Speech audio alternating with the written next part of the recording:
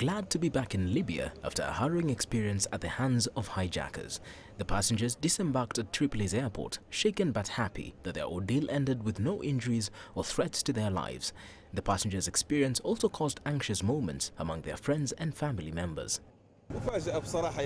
My wife and daughter, who is a 1-year-old infant, were on the plane. I received the news after the plane didn't land here at this airport, and I tried calling, but the mobile phone was switched off. Between 12:30 to 1 p.m, the phone was still out of service, but a family sitting next to me called their relatives inside the plane, who told them that the plane had been hijacked and had landed at Malta airport. I sent them some phone credit and called them back to make sure that they were okay.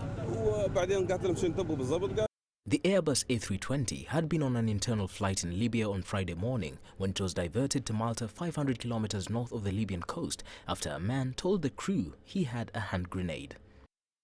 Upon landing in Malta at 11:34 CET, contact started with the captain of the aircraft and the two hijackers, both male and probably of Libyan nationality. Hijackers were told that in order for any discussions to be entertained, they should release all passengers first. This request was negotiated and eventually accepted, and all passengers were released in consecutive groups.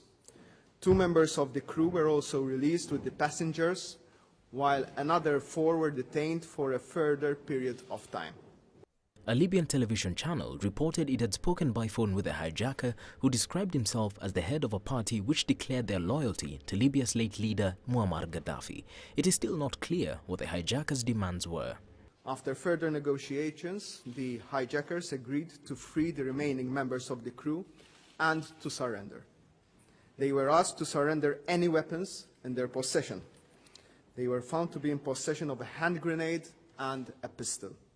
Nevertheless, the armed forces of Malta are currently conducting a full search on the aircraft, and a second pistol has been found so far. The search is ongoing. The 2 hijackers have been detained in custody, and interrogations are ongoing. The Maltese leader also said there had not yet been any request for political asylum. Leslie Marungu, CCTV.